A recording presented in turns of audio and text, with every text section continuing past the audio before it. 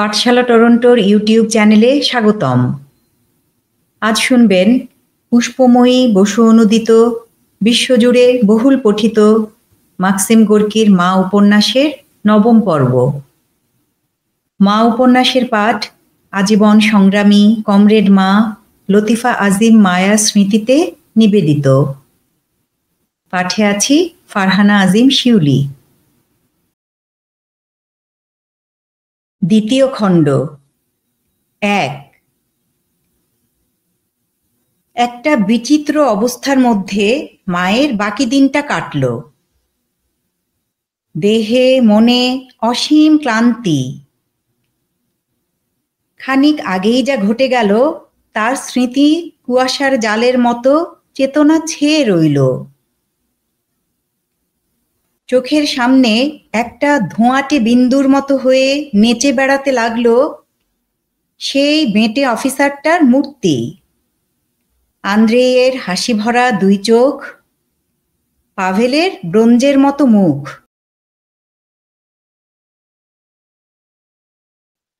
কাজ নেই, লক্ষ্য নেই, মা এঘর ওঘর করে। একবার জানালায় গিয়ে রাস্তার দিকে তাকিয়ে বসে থাকে, আবার ওঠে, এদিক ওদিক করে। ভুরু তুলে চমকে উঠে চারদিকে তাকায়। ভাবনা চিন্তাহীন ভাবে কি একটা যেন খোঁজে। ঢকঢক করে জল খায়। না মেটে তেষ্টা, না নেবে বুকের আগুন। দিনটা যেন চিরে একেবারে দুখানা হয়ে গেছে। প্রথম অর্ধেকটায় একটা অর্থ ছিল, কিন্তু দ্বিতীয় অর্ধেকটায় আর তা নেই। কে যেন নিঃশেষ করে শুষে নিয়ে গেছে। এখন মরুভূমির মতো খাঁ খাঁ করছে চারদিক। আর সেই শূন্যতার মধ্যে হাহাকারের মতো ভেসে বেড়াচ্ছে এই প্রশ্নটা, এরপর কি? করসুনোভা আসে। হাত পা ছুঁড়ে ডুকরে কাঁদে। আহ্লাদে আটখানা হয়ে ওঠে। রাগে মাটিতে পা আছড়ায়। কাকে উদ্দেশ করে গাল দেয়। মাকে বোঝায়, আশ্বাস দেয়।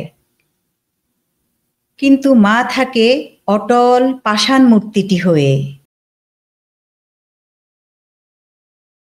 ওদের ধরে নিয়ে গেল? সারা কারখানার মানুষ খেপে গেছে গো। শুনেছ? একেবারে গোটা কারখানা, চেঁচিয়ে বলে করসুনোভা। মায়ের মাথাটা নড়ে। ক্ষীণভাবে হয়তোবা একটা হুঁ বেরিয়ে আসে, কিন্তু মনটা থাকে পেছন পানে। আন্দ্রেই আর পাভেলের সঙ্গে যে অতীত ফুরিয়ে গেল তারই দিকে। মা কাঁদতেও পারে না, কান্না আসে না। হৃৎপিণ্ডটা যেন কুঁকড়ে শুকিয়ে গেছে। ঠোঁট মুখ সব শুকনো কাঠ। থরথর করে হাত কাঁপে। মেরুদণ্ড বেয়ে কনকনে ঠান্ডা কি যেন একটা শিরশিরিয়ে উঠছে। সন্ধেবেলা পুলিশ এলো। মা অবাকও হলো না, ভয়ও পেল না। খুশিতে ডগমগ সব হৈ হৈ করতে করতে ঢুকলো এসে। হলদে মুখ অফিসারটা দাঁত বের করে হেসে বলে, কি গো, কেমন আছো? এই নিয়ে 3 বার দেখা হলো, তাই না? মার শুকনো জিভটা ঠোঁটের ওপর চলাফেরা করে, কথা কয় না। লোকটা বকর বকর করেই চলে। মাস্টারির সুরে কথা বলে। মা বোঝে লোকটা মজা পেয়েছে খুব, কিন্তু আজ আর বিরক্ত লাগে না। কথাগুলো মার কানে পৌঁছয়ও না। কিন্তু লোকটা যখন বলল, তোমারই তো দোষ, যার আর ঈশ্বরকে যে ভক্তি করতে হয় ছেলেকে তা শেখাতে পারোনি। দরজার কাছে দাঁড়িয়ে তার দিকে না চেয়ে মা তখন চাপা গলায় জবাব দেয়, সে বিচার করবে আমাদের ছেলেরাই। এমন পথে আমরা যে তাদের একলা ফেলে চলে এসেছি, সে অপরাধের ঠিক বিচার ওরাই করবে। কি? চিৎকার করে ওঠে অফিসার, জোরে বলো। দীর্ঘশ্বাস ফেলে মা বলে, বলছি যে ছেলেরাই আমাদের বিচার করবে। রাগের ঝোঁকে খড়খড় করে কি যেন বলল অফিসার। ওর কথা মার কানে আসে না। মারিয়া কর্সুনোভাকে সাক্ষী রাখা হলো। মায়ের পাশেই দাঁড়িয়ে রইল সে। একটিবারও তাকালো না তার দিকে। অফিসার নানা রকম সওয়াল করে। মাথাটা প্রায় মাটির সঙ্গে ঠেকিয়ে সেলাম করে প্রতিবার তাড়াতাড়ি একইভাবে বলে কর্সুনোভা, আমি জানি না হুজুর, মুখ্যু সূক্ষ্ম মানুষ, ফিরি করে দুঃখ ধান্দা করে খাই, আমিও সব জানি না। গোঁফে চাড়া দিয়ে হুকুম দেয় হুজুর, না জানো তো চোপড়াও। আবার আভূমি সেলাম করে ও, আর সাহেব পেছন ফিরলেই মুখ ভ্যাংচায়। মায়ের কানে কানে বলে, মুখ পোড়াটাকে দিলাম ভেঙচে। মাকে তল্লাশি করতে বলে ওকেই। চোখ মিটমিট করে অফিসারের দিকে তাকিয়ে ও সভয়ে বলে, হুজুর মা বাপ, আমি পারবো না, আমি জানি না। হুঙ্কার দিয়ে মাটিতে লাথি মারে সাহেব। চোখ নামিয়ে নেয় কর্সুনোভা। মাকে নিচু স্বরে বলে, তুমি বরং বোতাম টোতামগুলো খুলতে শুরু করো পেলাগেয়া। মায়ের জামা কাপড় হাতড়াতে হাতড়াতে মুখ লাল হয়ে ওঠে ওর। চাপা গলায় বলে, খেঁকি কুকুর কোথাকার। ঘরের কোনায় যেখানে মায়ের দেহ তল্লাশি করছিল মারিয়া, সেদিকে তাকিয়ে চিৎকার করে ওঠে সাহেব, এই কি বলা বলি করছিস ওখানে? ভীত স্বরে বলে মারিয়া, মেয়েলি কথা সাহেব। অবশেষে বিবরণীতে সই করতে হুকুম করে মাকে। অনভ্যস্ত হাতে বড় বড় জলজলে অক্ষরে লিখল মা, পেলাগেয়া, শ্রমিক ভ্লাসভের বিধবা পত্নী। মুখ তাচ্ছিল্য ভরে বিকৃত করে ঝাঁঝিয়ে ওঠে সাহেব, ও আবার কি লিখলে? ওটা কেন? তারপর মুচকি হেসে বলে, জানোয়ার। ওরা চলে গেলে মা জানালার কাছে দাঁড়িয়ে রইল, হাত দুটোকে বুকের ওপর আড় করে রাখা। পলকহীন চোখ সামনের দিকে তাকিয়ে থাকে। ভুরু দুটো ওপর দিকে তোলা, ঠোঁট আর চোয়াল এমনি শক্ত করে চাপা যে ব্যথা করতে থাকে। কেরোসিনের ডিবেটার তেল ফুরিয়ে গেছে।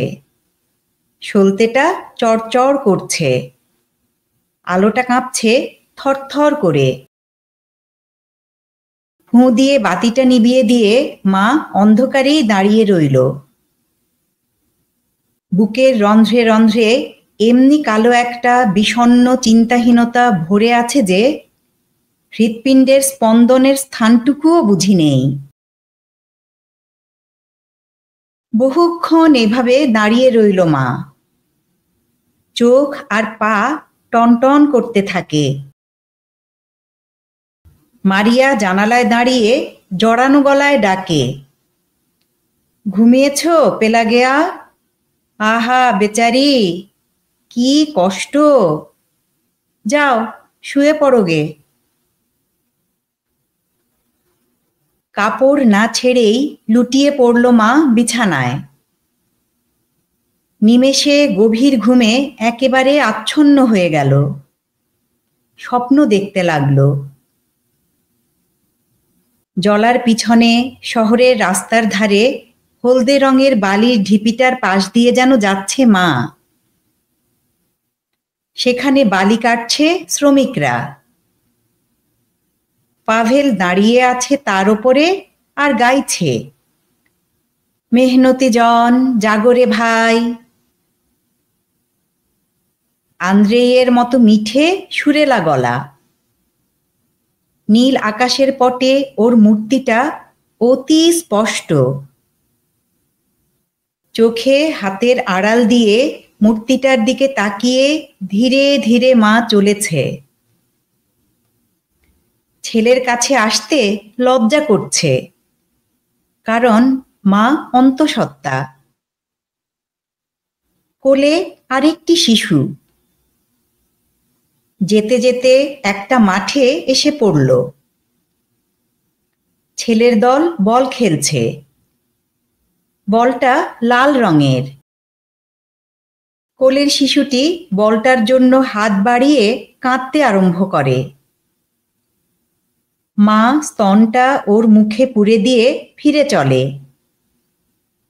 কিন্তু বালির ঢিপিটার উপর সৈন্যরা ওর দিকে সঙ্গীন বাগিয়ে দাঁড়িয়ে।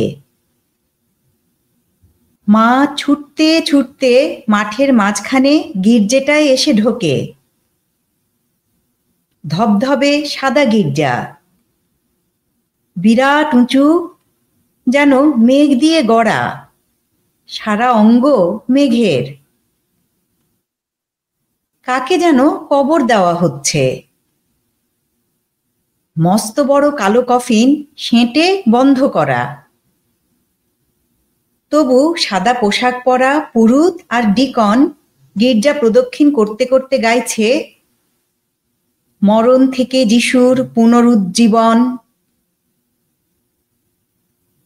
ধূপদানি হাতে ডিকন মায়ের দিকে তাকিয়ে মিষ্টি হেসে মাথা ঝুঁকিয়ে নমস্কার জানায়। ঝলমলে লাল চুল লোকটির, আর সামোয়েলভের মতো হাসি খুশি মুখ। গির্জার গম্বুজটার ভেতর দিয়ে সূর্যের কিরণ এসে পড়ছে, যেন শুভ্র উত্তরীয় উঠছে কার। ভেতর থেকে সঙ্গীতের ধ্বনি আসছে, মরণ থেকে যিশুর পুনরুজ্জীবন। উপাসনা ঘরের মাঝামাঝি এসে পুরুত হঠাৎ থেমে গিয়ে চিৎকার করে ওঠে, গ্রেপ্তার করো! কোথায় চলে গেল তার পুরুতের বেশ? ওপরের ওষ্ঠের ওপর জেগে উঠল পাক ধরা খাড়া খাড়া গোঁফ। ভয়ে সবাই ছুটে পালাতে লাগলো। সেই ডিকনটিও পালায় ধূপদানিটি একদিকে ছুঁড়ে ফেলে। দু হাত দিয়ে মাথা চেপে ধরল সে। ধরনটা যেন খখলের মতো। মার হাত থেকে শিশুটি হঠাৎ পড়ে গেল ছুটন্ত মানুষগুলোর পায়ের কাছে। কিন্তু আশ্চর্য, কেউ মারালো না তাকে। উলঙ্গ ছোট্ট দেহটার দিকে ভয়ে ভয়ে তাকিয়ে সবাই পাশ কাটিয়ে চলে গেল। মা নতজানু হয়ে বসে পড়ে সকলকে মিনতি জানায়, ফেলে যেও না ওকে, সঙ্গে নিয়ে যাও তোমরা। খখল গায়, মরণ থেকে যিশুর পুনরুজ্জীবন। সেই হাসিমুখ, সেই হাত পেছনে দিয়ে দাঁড়ানোর ভঙ্গি। কাঠ বোঝাই এক গাড়ি, নিকোলাই চলছে পাশে পাশে। মা শিশুটিকে তুলে গাড়ির ওপর বসালো। নিকোলাই হো হো করে হেসে বলে, এবারে তাহলে একটা কাজের মতো কাজ আমায় দিয়েছে ওরা। নোংরা রাস্তা, জানালা থেকে মাথা বাড়িয়ে আছে লোকেরা। কেউ চিৎকার করছে, কেউ শীষ দিচ্ছে, কেউ বা হাত নাড়ছে। সুন্দর পরিষ্কার দিন, ঝলমলে রোদ, কোথাও এক ফোঁটা ছায়া নেই। খখল চেঁচিয়ে ওঠে, গান নেনকো গান, এই তো জীবন। গান গায় খখল, ওর সুরের ঝংকারে সব শব্দ ডুবে যায়। মা ওর পেছন পেছন চলছে। হঠাৎ হোঁচট খেয়ে পড়ে গেল মা একটা অতল অন্ধকার গর্তে। অমনি নিরন্ধ্র শূন্যতা হা হা করে ছুটে এসে ঘিরে ধরল। ধড়ফড় করে জেগে উঠল মা। কোনো দৈত্যের মস্ত বড় একখানা কঠিন হাত যেন চেপে বসেছে ওর বুকের ওপর। মহা ফুর্তিতে একটু একটু করে মোচড় দিয়ে কলজেটা নিংড়োচ্ছে। ভীষণ জেদের সঙ্গে কারখানার বাঁশিটা শ্রমিকদের ডেকে ডেকে বেজে চলছে। শব্দটা শুনে মনে হলো দ্বিতীয়বারের বাঁশি। ঘরময় বই জামা কাপড় ছড়ানো, চারদিক তছনছ, মেঝেতে কাদামাখা বুটের দাগ। মা উঠে ঘর গোছাতে লেগে গেল। না ধুলো মুখ, না করলো প্রার্থনা। রান্নাঘরে ভাঙা পতাকা দণ্ডের টুকরোটা পড়ে আছে। লাল কাপড়ের একটা ফালি তখনও লেগে আছে। বিরক্তভাবে মা ওটাকে তুলে স্টোভের নিচে গুঁজে দিতে গেল, কিন্তু আবার দীর্ঘ নিঃশ্বাস ফেলে কাপড়ের ফালিটুকু খুলে নিয়ে সযত্নে ভাঁজ করে পকেটে রেখে দিল। লাঠিটাকে হাঁটুতে ভেঙে স্টোভের কাছে ফেলে দিল। ঠান্ডা জল ঢেলে ঢেলে সব দরজা জানলা ধুয়ে তকতকে করে তুলল। সামোভার জ্বালল। তারপর কাপড় চোপড় ঠিক করে পরে এসে বসলো জানালায়। এরপর প্রশ্নটা আবার নতুন করে মনে পড়ে যায়। হঠাৎ মনে পড়ে, প্রার্থনা তো করা হয়নি। উঠে গিয়ে আইকনের সামনে দাঁড়ায়, কিন্তু কয়েক মুহূর্ত পরেই বসে পড়ে আবার। বুকের ভেতরটা একেবারে খালি, খাঁ খাঁ করছে চারদিক। অদ্ভুত নিরালা নিঝুম চারদিক। কাল যারা মুক্ত কণ্ঠে চিৎকার করেছে পথে পথে, আজ যেন তারা ঘরের নিরালায় বসে গতকালের আশ্চর্য দিনটার কথাই ভাবছে। তার যৌবনের একটা ঘটনা মনে পড়ে। জমিদার জাউসাইলভদের বাড়ির পুরনো বাগানের মধ্যে একটা বড় পুকুর ছিল। কি জলপদ্মই না ফুটে থাকতো সেখানে। হেমন্তের এক ধূসর দিনে যাচ্ছিল সে ওধার দিয়ে।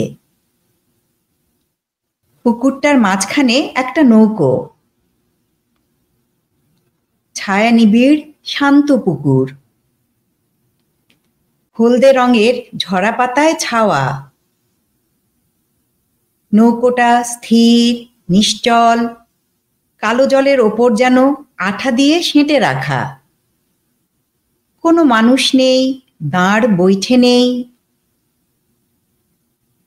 ঝিমিয়ে পড়া জলের বুকে একরাশ মরা পাতার পরিবেশে একলা নিরালা নাওখানিকে অমন নিশ্চল হয়ে দাঁড়িয়ে থাকতে দেখে কি একটা নামহীন নিবিড় গভীর ব্যথায় তার হৃদয় হু হু করে উঠেছিল। বহুক্ষণ পাড়ে দাঁড়িয়েছিল মা। অবাক হয়ে ভাবছিল, কেই বা আর কেনই বা নাওখানিকে অমন করে মাঝ পুকুরে ঠেলে দিয়েছে। সেদিনই সন্ধেবেলায় শুনল জমিদারির এক কর্মচারীর বউ ডুবে মরেছে। ছোট্টখাট্ট দেখতে ছিল বউটি।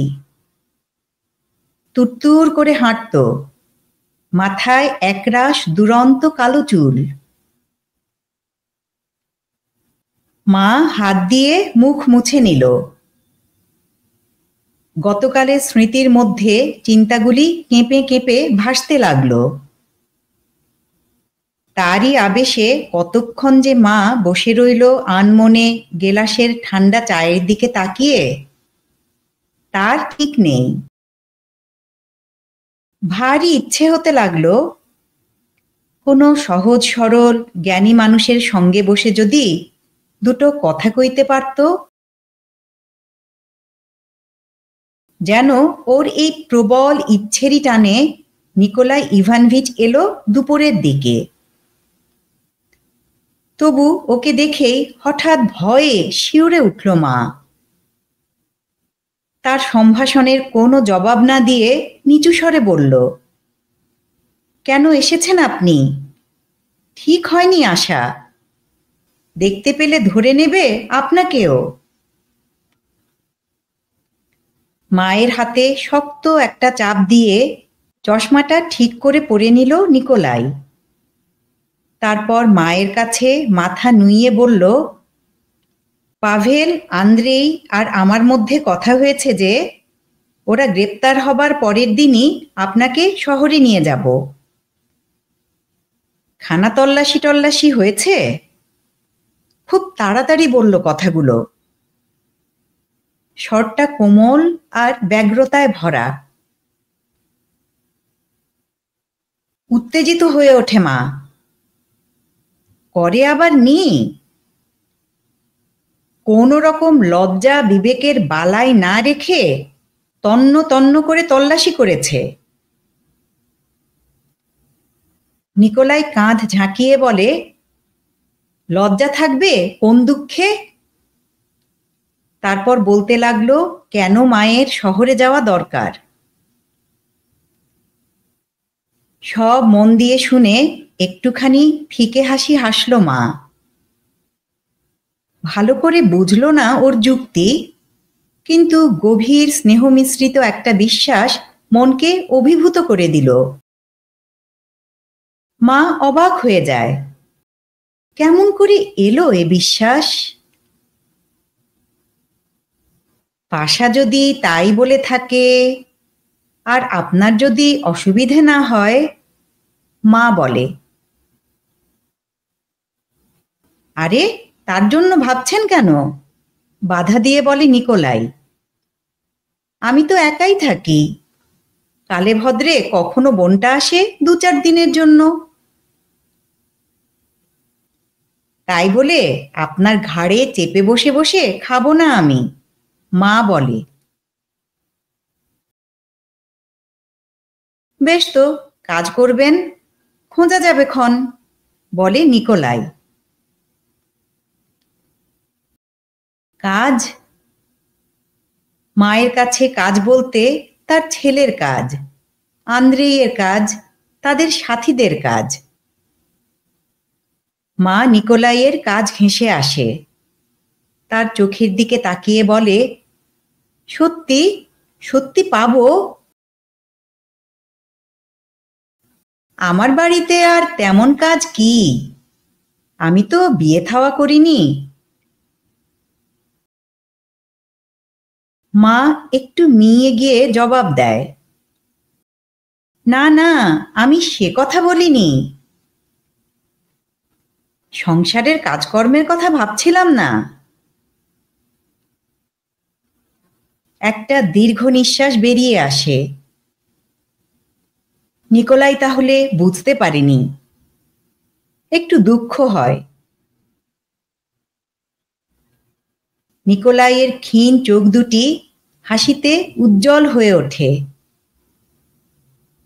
একটু চিন্তাকুলভাবে বলে, পাভেলের সঙ্গে যদি দেখা সাক্ষাতের অনুমতি পান, দেখবেন তো কোথাকার চাষিরা নাকি তাদের জন্য কাগজ বার করতে বলেছিল, তাদের ঠিকানাটা আনতে পারেন কিনা। মা খুশি হয়ে ওঠে, আমি তো চিনি তাদের, ঠিক খুঁজে বার করব। তারপর আপনি যেমন বলবেন, আমায় কেউ সন্দেহ করবে না।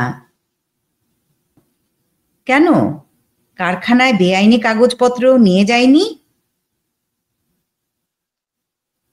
হঠাৎ অদম্য ইচ্ছে হয় একগাছা লাঠি হাতে নিয়ে মুসাফিরি থলি একটা কাঁধে ফেলে বেরিয়ে যায়।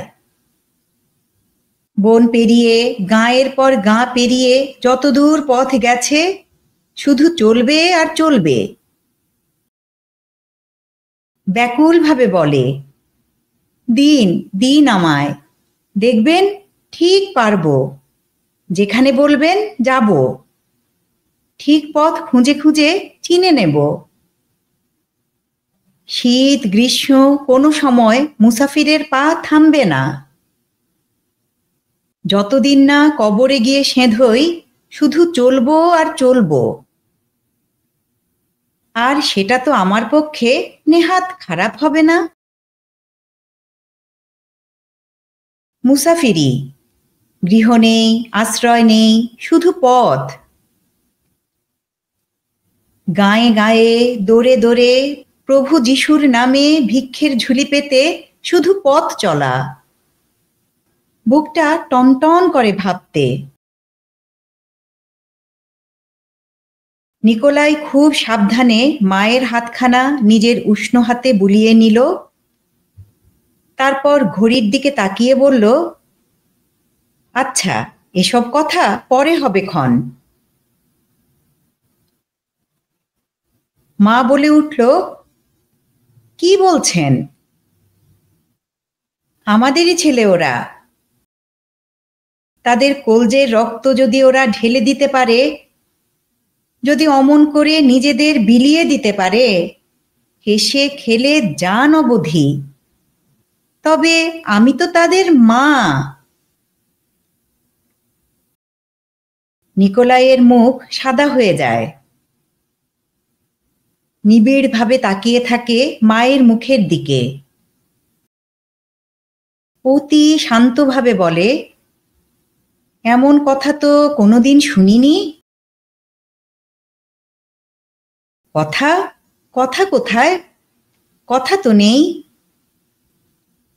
গভীর বিষাদে মাথাটাকে ঝাঁকুনি দিয়ে হাত দুটো শিথিল ভঙ্গিতে ছড়িয়ে মা বলে, মায়ের বুকটা খুলে দেখাবার মতো কথা যদি থাকতো। মা উঠে দাঁড়ায়। প্রচণ্ড একটা শক্তি বুকের ভেতরকার আক্রোশের কথাগুলোকে যেন ঠেলে বার করে দিচ্ছে, অথচ মুখ ফুটে আসছে না। মাথাটা ঘুরে ওঠে। তাহলে যে কেঁদে ভাসাবে অনেকেই, কঠিন পাথরও গলে যাবে। আর একবার ঘড়ির দিকে তাকিয়ে নিকোলাইও উঠে পড়ে। তাহলে ঠিক রইল, আমার বাড়ি আসছেন? নিঃশব্দে মাথা নাড়ে মা।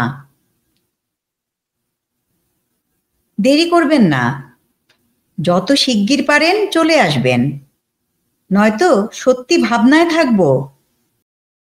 নিকোলাই নরম সুরে বলল। মা অবাক হয়ে ওর দিকে তাকায়। ভাবনায় থাকবে? কেন? মা ওর কে? মাথা নুয়ে মুখে সলজ্জ বিব্রত একটুখানি হাসি নিয়ে, ওই তো দাঁড়িয়ে আছে মানুষটা। ক্ষীণ দৃষ্টি, দেহটা ঝুঁকে পড়েছে, নেহাত সাধারণ একটা কালো কোট গায়ে। চেহারাটার সঙ্গে ওর পরনের কিছুই যেন খাপ খায় না। চোখ নিচু করে শুধোয়। টাকা পয়সা আছে তো? না। তাড়াতাড়ি পকেট থেকে টাকার থলে বের করে খুলে মার দিকে বাড়িয়ে দেয়। এই নিন। অনিচ্ছা সত্ত্বেও একটুখানি হাসে মা। মাথা ঝাঁকুনি দিয়ে বলে, সবকিছুই সৃষ্টি ছাড়া। আপনার কাছে দেখছি টাকা টাকা নয়, খোলামকুচি।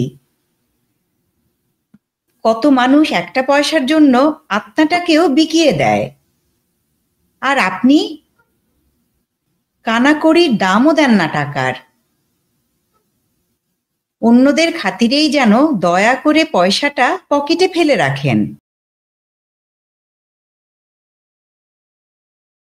নিকোলাই একটু হেসে বলে, বাপস, টাকা পয়সা বিচ্ছিরি জিনিস, দেওয়া নেওয়া দুটোই।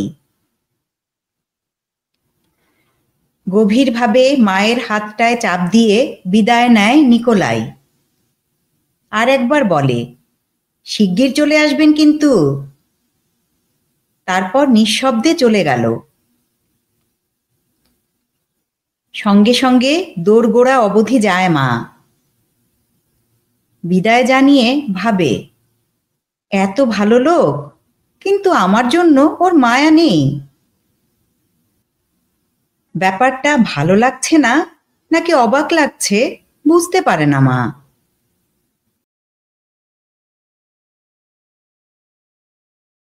2। নিকোলাইয়ের সঙ্গে দেখা হবার 3 দিন পর মা রওনা হলো শহরে।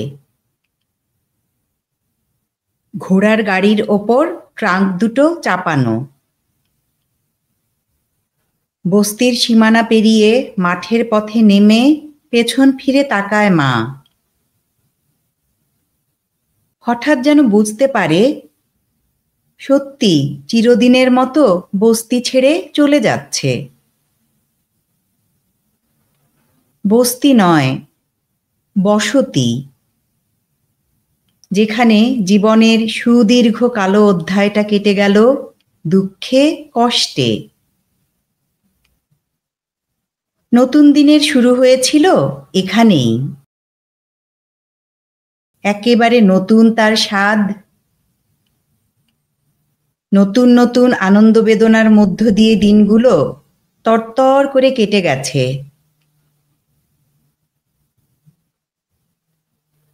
মাটির বুকে কারখানাটা ছড়িয়ে আছে তার চিমনিগুলো উঁচিয়ে, যেন একটা বিরাট মাকড়সা। তারই গা ঘেঁষে জলার ধারে ধারে শ্রমিকদের একতলা বাড়িগুলো কুঁজো হয়ে গায়ে গায়ে হুমড়ি খেয়ে পড়ে আছে। ধোঁয়ায় কালো তাদের আলো প্রাণহীন জানালাগুলো করুণ চোখে পরস্পরের দিকে যেন চেয়ে আছে। বাড়িগুলোর উপর দিয়ে দেখা যায় গির্জাটা। কারখানার মতোই ওটার গাঢ় লাল রং, কিন্তু তার চূড়ো চিমনির মতো অতদূর উঠতে পারেনি। একটা দীর্ঘ নিঃশ্বাস ফেলে মা ব্লাউজের কলারটা ঠিক করে নেয়। কলারটা যেন গলায় এঁটে বসেছিল।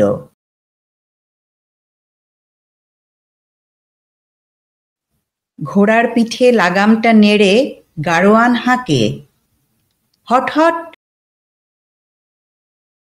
অদ্ভুত মানুষ, ধনুকের মতো বাঁকা পা, মুখে দেখে বয়স বোঝবার জো নেই।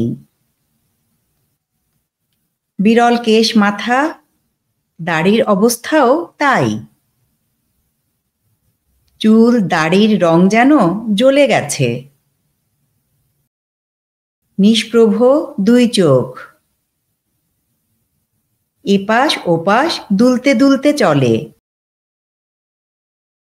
ডাইনে যাওয়া বাঁয়ে যাওয়া সবই তার কাছে সমান।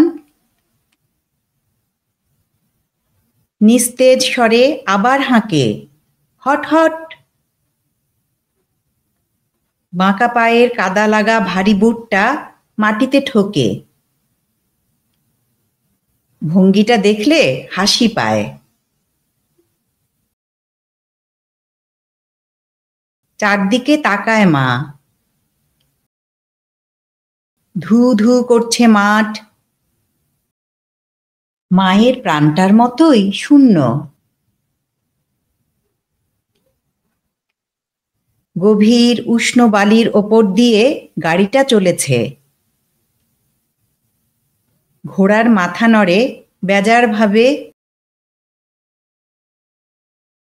বালির সরসর শব্দ। পেছনে পড়ে থাকে সেই ধুলোর জাল। বালির মধ্যে ঘোড়ার খুরের শব্দ আর পুরানো গাড়িটার ঝ্যাঁকর ঝ্যাঁকর আওয়াজ। শহরের এক প্রান্তে নিরালা একটা রাস্তার ধারে নিকোলাইয়ের আস্তানা। দোতলা অন্ধকার বাড়ি, কতকালের যে পুরানো তার ঠিক নেই। তারই পাশের অংশ। তিনখানি ঘর, সামনে ছোট্ট একটু বাগান। লাইলাক আর একেসিয়ার ডাল আর নবীন পপলার গাছের রুপোলি পাতারা ওর ঘর তিনখানের জানালা দিয়ে উঁকি মারে। ভেতরে সব ঝকঝকে তকতকে, শান্ত পরিবেশ। মেঝের ওপর গাছের পাতার মৌন ছায়ার নাচ। দেয়াল ঘেঁষে বইয়ের তাকের সার। গম্ভীর গম্ভীর কাদের যেন ছবি ঝোলানো।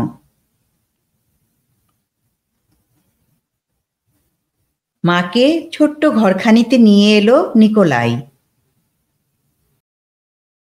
একটা জানালা বাগানের দিকে, আরেকটার সামনে ছোট্ট একটা ঘাসে ঢাকা উঠোন। বইয়ের আলমারি আর তাকে দেয়াল ঠাসা। নিকোলাই জিজ্ঞাসা করল, আপনার কষ্ট হবে না তো এখানে?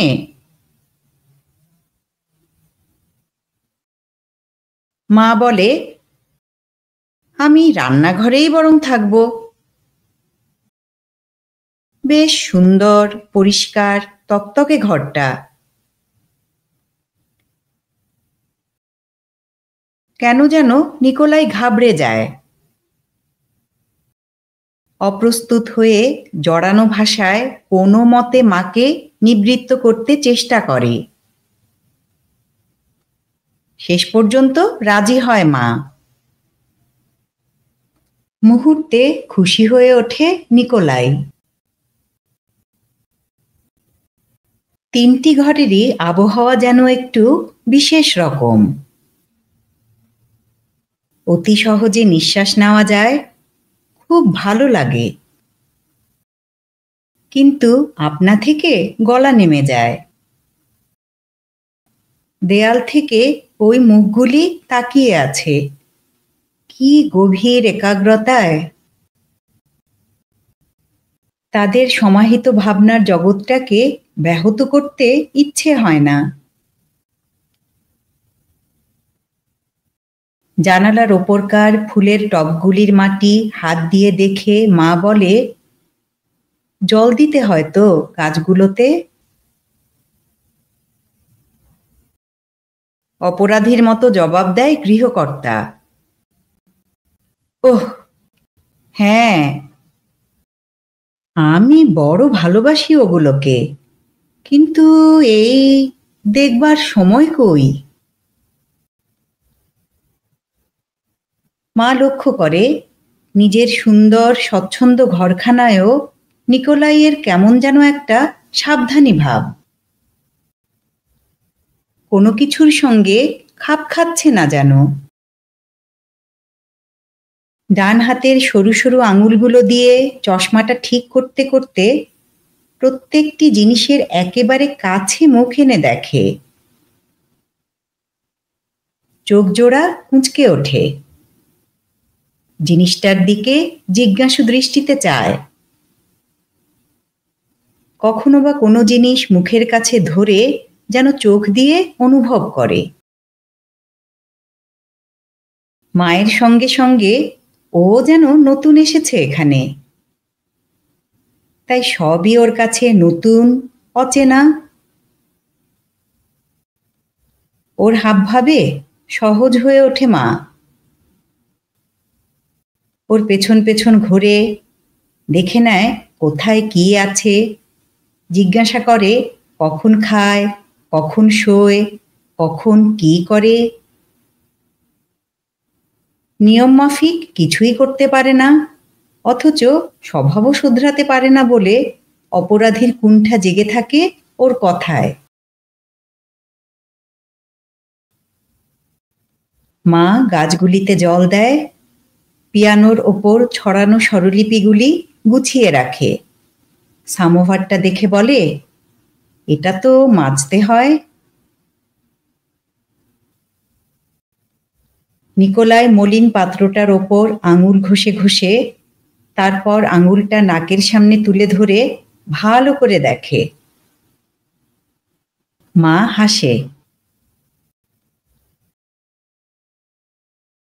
রাত্রিরে বিছানায় শুয়ে সারা দিনটার দিকে ফিরে তাকায় মা। অবাক হয়ে বালিশ থেকে মাথা তুলে চারদিকে চায়। জীবনে এই প্রথম অন্যের বাড়িতে থাকা, কিন্তু কই কোনো অস্বস্তি তো লাগছে না। নিকোলাইয়ের কথা ভেবে মনটা কেমন সিক্ত হয়ে আসে। ওর জন্য সব কিছু যথাসম্ভব ভালো করে তুলতে হবে, একটু স্নেহ দেখাতে হবে ওকে, যে স্নেহ ওর জীবনে আনবে আরাম, স্বাচ্ছন্দ্য। নিকোলাইয়ের সেই অপ্রস্তুত ভাব, কোনো কাজ করতে ওর হাস্যকর অক্ষমতা মার মনে লাগে। সাধারণ মামুলি কোনো কিছুর সঙ্গে ওর কোনো মিলই নেই। শিশুর মতো কি পরিষ্কার স্বচ্ছ ওর চোখ। মানুষটার জন্য মায়ের মনটা কেমন করে। তারপর মনে হয় ছেলের কথা। পয়লা মেয়ের ঘটনাগুলো ভেসে ওঠে চোখের সামনে। পয়লা মেয়ের সব শব্দ যেন নতুন হয়ে উঠেছে, তার নতুনতর অর্থ গৌরবে। দিনটাও যেমনি মহিমায় সমুজ্জ্বল, সেদিনকার বেদনায়ও তেমনি মহিমা আছে। কারো জবরদস্ত ঘুষি খেয়ে মুখ থুবড়ে মাটিতে পড়েনি। দুঃখে দুঃখে কলজেটা ঝাঁঝরা হয়ে গিয়েছে। ধিকি ধিকি জ্বলছে আক্রোশের আগুন, আর তার তেজে বাঁকা মেরুদণ্ডটা সোজা হয়ে ওঠে। শহুরে রাত, কত অচেনা শব্দ ভেসে আসে খোলা জানালার পথে। বাগানের গাছের পাতাগুলোতে শিরশিরানি জাগিয়ে কত দূর দূরান্তর থেকে শ্রান্তিতে ঝিমিয়ে ঝিমিয়ে ঘরের মধ্যে এসে তারা মিলিয়ে যায়। শোনে আর ভাবে মা, ছেলেরা খোলা দুনিয়ার পথে বেরিয়েছে। পরদিন ভোরে উঠে মা সামোভারটা মেজে চকচকে করল। তারপর চায়ের জল ফুটিয়ে নিঃশব্দে খাবার টেবিল সাজিয়ে রান্নাঘরে বসে রইল। নিকোলাইয়ের ঘুম ভাঙেনি তখনও। খানিক পরে একটু কেশে দরজা খুলল নিকোলাই। এক হাতে তার চশমা, আরেক হাত গলায়। সম্ভাষণের পর মা সামোভার নিয়ে খাবার ঘরে গেল। নিকোলাই গেল হাত মুখ ধুতে। মেঝেতে জল পড়ে একাকার। এই সাবান পড়ে, এই দাঁতের বুরুশ পড়ে। নিজের আনাড়িপনায় নিজেকে ধিক্কার দেয় নিকোলাই। খেতে খেতে মাকে বলে, জেলা বোর্ডে ভারী বিশ্রী কাজ আমার। চাষিরা কিভাবে মরে হেজে শেষ হয়ে যাচ্ছে তাই দেখি আর কি। অপরাধীর হাসি হাসে। না খেতে পেয়ে লোকে অকালে মরছে। বাচ্চাগুলো আধমরা হয়ে জন্মায়, তারপর মরে শীত আসবার আগেই মাছির মতো। এসব আমরা জানি, কারণ যে কি তাও জানি। ওইসব দেখবার জন্যই মাস মাস মাইনে পাচ্ছি, এছাড়া আর কিছু নেই। আপনি ছাত্র? মা শুধোয়।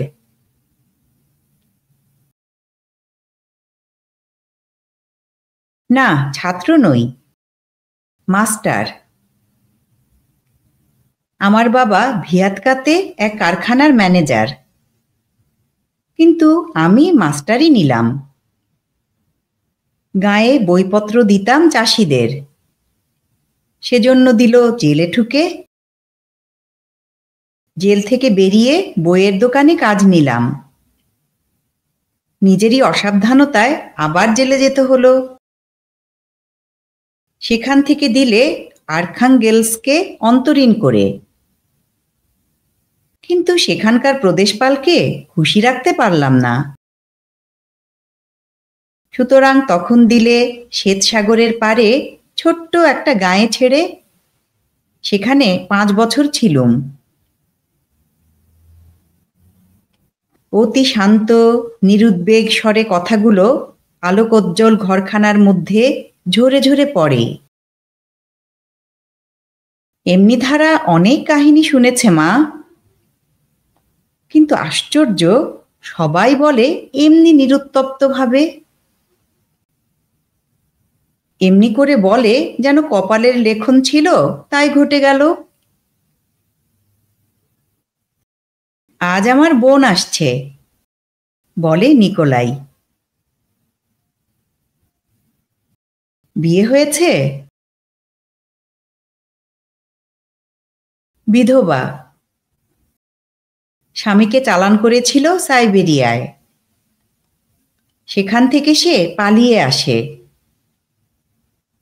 2 বছর আগে ইউরোপে মারা গেছে যক্ষ্মায়। বোন আপনার চেয়ে ছোট? না, 6 বছরের বড়। বলতে গেলে ওর দৌলতেই আমার সব। শুনবেন ওর পিয়ানোর হাত, কি চমৎকার যে বাজায়। এটা ওরই পিয়ানো। এখানকার প্রায় সব জিনিসই ওর, শুধু বইগুলো আমার। কোথায় থাকে আপনার বোন? যত্র তত্র, হেসে বলে নিকোলাই। যেখানেই কোনো সাহসী লোকের দরকার হয় সেখানেই ও যায়। সেও কি এই কাজ করে? মা শুধায়। নিশ্চয়, জবাব দেয় নিকোলাই। খানিক পরেই ও বেরিয়ে গেল অফিসে। মা ভাবতে লাগলো ওদের কাজের কথা, আর যারা নিষ্ঠায় নিঃশব্দে ওই কাজের মধ্যে নিজেদের বিলিয়ে দিচ্ছে দিনের পর দিন, তাদের কথা। পাহাড়ের নৈশ মহিমার সামনে দাঁড়িয়ে যেমন মনে হয়, মায়ের তেমনি তুচ্ছ ক্ষুদ্র মনে হলো নিজেকে। কালো পোশাক পরা দীঘল চেহারার একটি মেয়ে এলো দুপুরের দিকে। মা দোর খুলে দিল। হাতের ছোট হলদে রঙের সুটকেসটা মাটিতে ফেলে দিয়ে সে মায়ের হাত জড়িয়ে ধরে বলল, আপনি পাভেল মিখাইলভিচের মা, তাই না? মেয়েটির পোশাকের জলুস দেখে হকচকিয়ে যায় মা। কোনো মতে একটা হ্যাঁ বলে ফেলে। আপনাকে যেমনটি ভেবেছিলাম ঠিক মিলে গেছেন। আমার ভাই আমাকে লিখেছিল আপনি এখানে থাকবেন। আয়নার সামনে দাঁড়িয়ে মাথা থেকে টুপিটা খুলতে খুলতে বলে, পাভেল মিখাইলভিচের সঙ্গে আমার বহুকালের বন্ধুত্ব। তার কাছ থেকেও শুনেছি আপনার কথা। গলাটা একটু মোটা, কথা বলে অতি ধীরে ধীরে, কিন্তু চলাফেরা নড়াচড়ায় যেমন ক্ষিপ্র তেমনি জবরদস্ত। বড় বড় ধূসর চোখ দুটি এখনো হাসে স্বচ্ছভাবে, তরুণী মেয়ের মতো, কিন্তু রগে মিহি মিহি রেখা, আর কানের পাশের চুলের মধ্যে রূপলি ছিটে ঝিকমিক করে। বলল, বড্ড খিদে পেয়েছে, এক কাপ কফি খেলে হয়। এই যে এক্ষুনি করে দিচ্ছি, বলে মা। তারপর আলমারি খুলে কফির সাজ সরঞ্জাম গুছোতে গুছোতে শুধোয়, পাভেল আমার কথা বলেছে? অনেক বলেছে। পকেট থেকে একটা চামড়ার সিগারেট কেস বের করে একটা সিগারেট ধরিয়ে ঘরের মধ্যে পায়চারি করতে করতে জিজ্ঞাসা করে মাকে, ছেলের জন্য খুব ভয় পেয়েছেন তো? কফি পাত্রের নিচে স্পিরিট বার্নারের ছোট নীল শিখাটার দিকে তাকিয়ে থাকতে থাকতে খুশির হাসি হাসে মা। খুশিতে ভরে উঠেছে মনটা। এই স্ত্রীলোকটির সামনে এতক্ষণ যতটা আড়ষ্ট লাগছিল তা কেটে গেছে। মনে মনে ভাবে মা, ছেলে আমার তার মায়ের কথা বলেছে বন্ধুকে। ধীরে ধীরে বলে, সহজ তো নয়। আগে হলে খুবই ভাবনা হতো, কিন্তু এখন জানি যে ও একা নয়। মেয়েটির মুখের দিকে তাকিয়ে মা বলে, আপনার নামটা কি? সোফিয়া। মা নিরীক্ষণ করে দেখে সোফিয়াকে, যেন দৃপ্ত বিদ্যুল্লতা। আসল ব্যাপার হলো এই যে জেলে ওরা যেন বেশি দিন না থাকে। কফিতে চুমুক দিতে দিতে সোফিয়া বলে নিশ্চয়তার সুরে, এখন মামলা টামলাগুলো তাড়াতাড়ি শেষ করলেই বাঁচা যায়। ওদের নির্বাসনে পাঠানোর সঙ্গে সঙ্গেই পাভেল মিখাইলভিচের পালানোর ব্যবস্থা করতে হবে। এদিকে ওকে ভীষণ দরকার। কেমন যেন সন্দেহের চোখে মা সোফিয়ার দিকে চায়। পোড়া সিগারেটটা রাখবার জন্য কিছু একটা খুঁজছিল সোফিয়া। না পেয়ে একটা টবের মাটির মধ্যে ওটাকে গুঁজে দিল। মার মুখ থেকে অনিচ্ছায় বেরিয়ে গেল, ওতে ফুল নষ্ট হয়। মাফ করবেন, সোফিয়া বলে। নিকোলাইও আমাকে এই নিয়ে ধমকায়। সিগারেটের টুকরোটা তুলে নিয়ে জানালার বাইরে ফেলে দেয়। মা বড় বিব্রত হয়ে পড়ে। অপরাধীর মতো বলে, ছি, কি যে বলি ঠিক নেই। আপনার ওপরও হুকুম চালাচ্ছি। কাঁধের একটা ঝাঁকুনি দিয়ে সোফিয়া বলে, নোংরামি করলে বলবেন বই কি, 100 বার বলবেন। কিন্তু কফি হলো। ধন্যবাদ। ও কি, 1 পেয়ালা কেন? আপনি? হঠাৎ মাকে কাঁধে হাত দিয়ে কাছে টেনে আনে। গভীর দৃষ্টিতে চোখে চোখে তাকিয়ে বলে, লজ্জা করছে আপনার? মা একটু হাসে, বলে, সিগারেটের ব্যাপার নিয়ে মুখ ফসকে যা বলে ফেলেছি, তারপরেও বলতে চান লজ্জা করবে না? তারপর বিস্ময় গোপন করবার কোনো চেষ্টা না করে আবার বলে জিজ্ঞাসু গলায়, মোটে তো কাল এসেছি। এরই মধ্যে কর্তৃত্ব ফলাচ্ছি, যেন আমারই বাড়ি। যা খুশি করছি, যা খুশি বলছি, কোনো ভয় ডর নেই। তাই তো হওয়া উচিত, বলে ওঠে সোফিয়া। মা বলে চলে, আমার মাথা খালি ঘোরে। আমি নিজেকেই যেন চিনতে পারছি না। আগে কাউকে কিছু বলতে হলে অনেক ভেবে, অনেকবার পিছিয়ে, বিষম খেয়ে তবে বলতে পারতাম। আজকাল কিন্তু মনটা যেন হাঁ করাই আছে। ফস করে এমনি সব কথা মুখে আসে, যা আগে হয়তো ভাবতেও পারতুম না। আরেকটা সিগারেট ধরায় সোফিয়া। ওর ধূসর চোখের কোমল আলো মায়ের মুখের ওপর পড়ে। বলছেন ওর পালাবার ব্যবস্থা করবেন, কিন্তু পালিয়ে পালিয়ে থাকবে কি করে? প্রশ্নটা মার মনের মধ্যে ওলটপালট খাচ্ছিল। আরেক পেয়ালা কফি ঢালতে ঢালতে জবাব দেয় সোফিয়া, ও আর কি, কত আছে অমনি, সে কি আর 1-8 জন?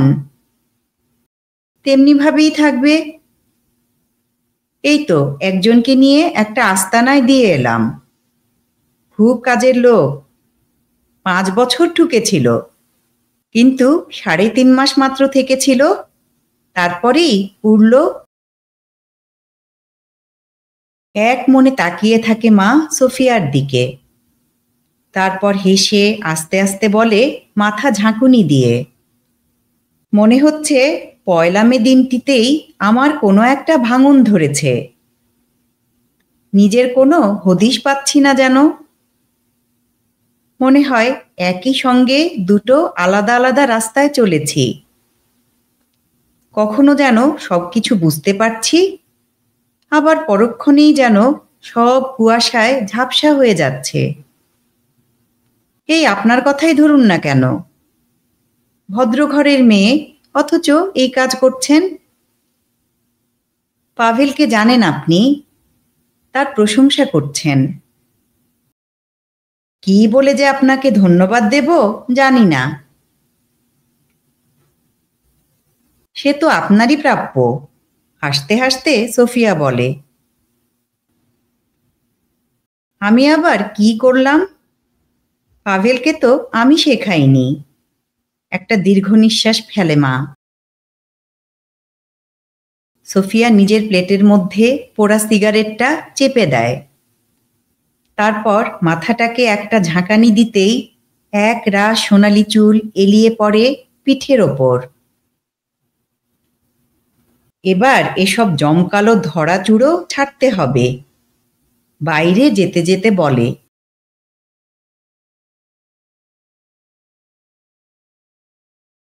পাঠশালা টরন্টোর ইউটিউব চ্যানেলে আপনারা শুনছেন পুষ্পময়ী বসু অনুদিত, বিশ্বজুড়ে বহুল পঠিত মাক্সিম গোর্কির মা উপন্যাস। আজ ছিল নবম পর্ব। মা উপন্যাসের পাঠ আজীবন সংগ্রামী কমরেড মা লতিফা আজিম মায়ার স্মৃতিতে নিবেদিত।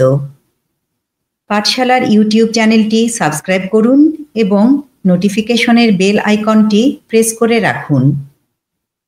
পাঠ ভালো লাগলে ও প্রয়োজনীয় মনে হলে বন্ধুদের সঙ্গে শেয়ার করুন। পরের পর্ব শোনার জন্য চোখ রাখুন পাঠশালা টরন্টোর ইউটিউব চ্যানেলে। আজকের মতো বিদায়।